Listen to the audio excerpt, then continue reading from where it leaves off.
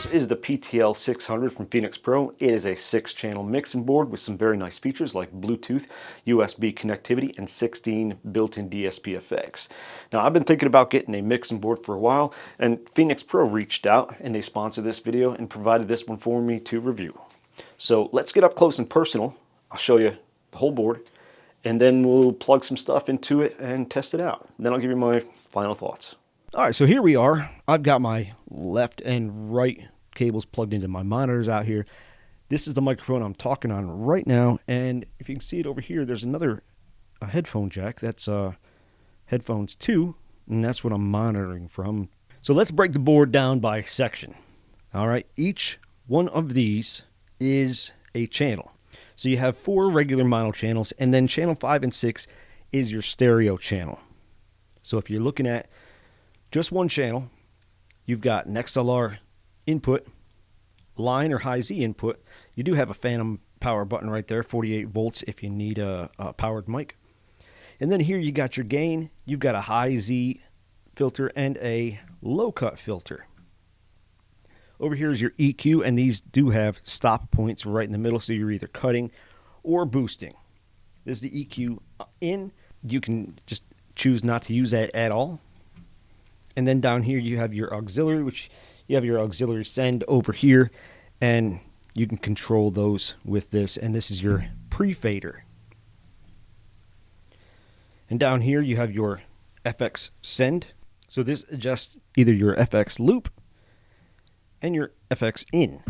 So I've got the microphone plugged into this one right now. So if I press this, suddenly the effects are on. And I think that's on like ambiance over here. So we'll shut that back off for now. But then down here you have your panner for left or right, and then you can mute. Then right here you got your slider, and over here is your buttons where you're going to choose to send it to. If you want to send it to the bus, the main, the sub, or PFL. So that's basically the channels. Then up here you got an auxiliary send 1 and 2. You got a bus out left and right. You have your channel 5 and 6 left and right. Left is mono, of course. And then you have an FX loop right here, a send and return, phones 1 for monitoring, and a foot switch jack, like a momentary on-off type deal that you can turn the effects on. And over here you have your sub out, right out, and left out. That is your main. And down here you have your FX volume, your bus volume, and your main. Over here you can choose your source that you'll be listening through. So it would be bus, main, or sub. This is a sub filter. You can kind of cut some frequencies if you need to. Your sub level, your phones for phones 1 and phones 2 level. Over here you got your USB volume with loopback. That has to be pushed in if you're recording for USB, otherwise the signal's not going to get to your DAW. And then over here we got auxiliary send 1 and 2, your levels for that, and your Bluetooth to main. Right over here you got your Bluetooth. Turn it on, just press it. Comes right on, makes a funny noise. You want to pair, hit pair, and it should pair with my phone, but my phone is recording this right now. So we're just going to shut that off. So that's the basics of it. I'll show you a quick picture of the back. All you got is your electric input. You got a switch back here and your USB out. So let's plug a guitar into it, or a bass, we'll see. And then we're going to play around with just a little bit.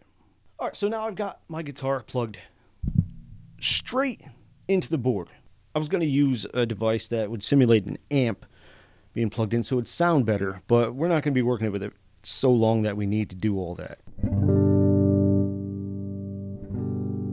I'm going to turn on the high Z, and I'm going to turn on the low pass. And that cleaned it up a little bit.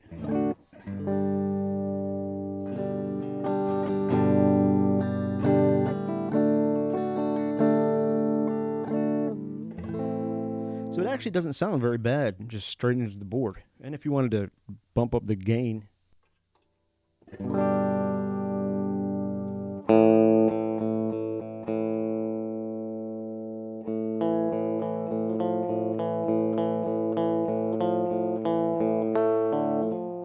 doesn't sound too bad. We'll tone that back a little bit.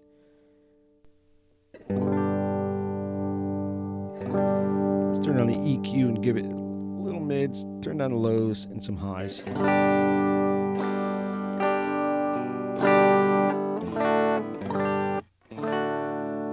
All right, let's work with the effects.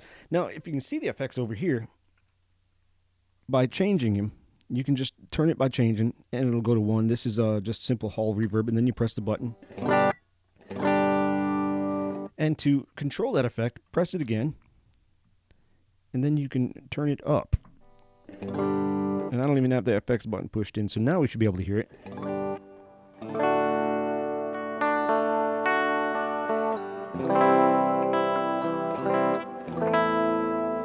I got a little too much reverb on there, so I'm going to press it again and turn it back a little bit.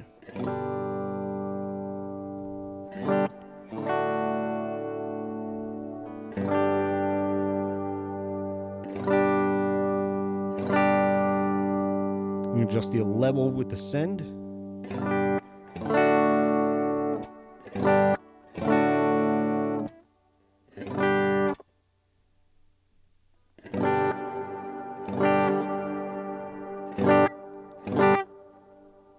See how that works?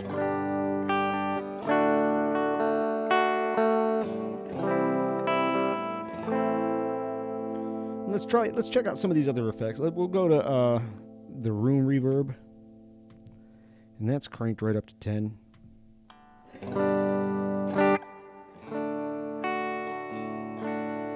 You also have a plate, gated, and a reverse reverb. Let's check out the gated reverb.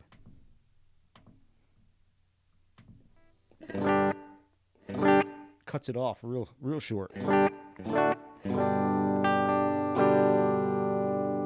Let's check out some of these other ones. Let's early reflections.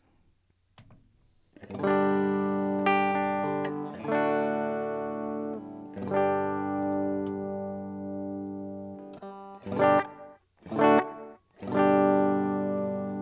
very moderate.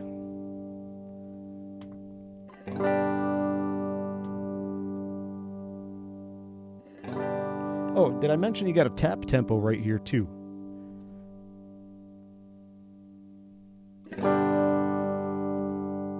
Turn it on, turn it off. We'll turn it off. I don't need it. Let's check out the delay. We got to give it a second. All right, let's go straight up to the delay.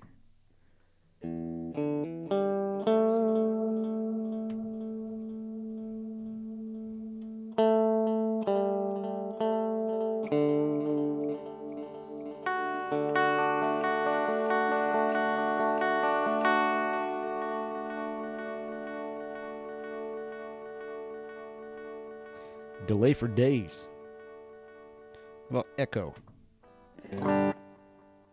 Ooh, has a nice stereo effect. You probably couldn't hear that though. And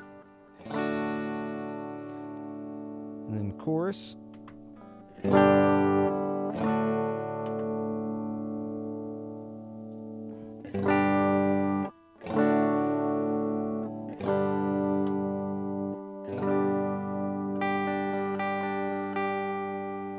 Let's go to the flanger.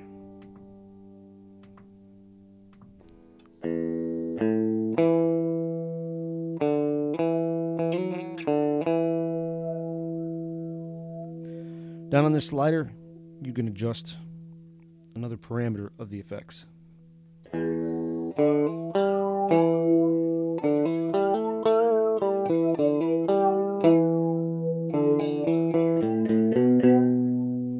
Alright, phaser.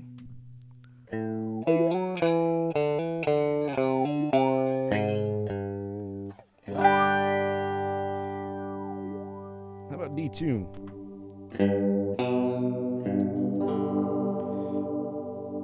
Pitch shifter.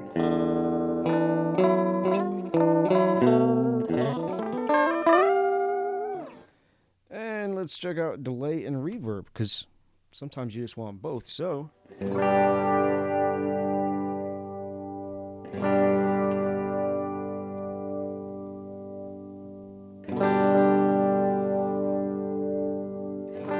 that's good. Let's turn that on the microphone. Hello.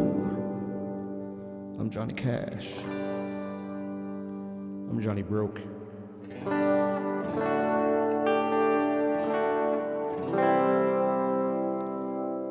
kind of like it. It's nice. There's a little too much. I'll have to turn it down on the microphone. Otherwise, you get too much, way too much.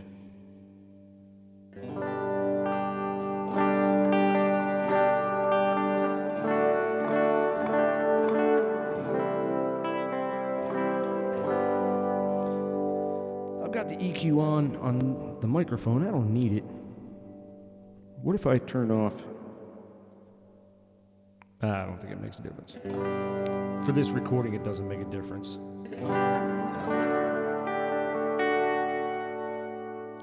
What if we turn on the EQ and just crank up the lows and then bypass it? That doesn't bypass it enough like that. Oh yeah. But if you're cool with just leaving it like that, just turn off the EQ and just use it without it.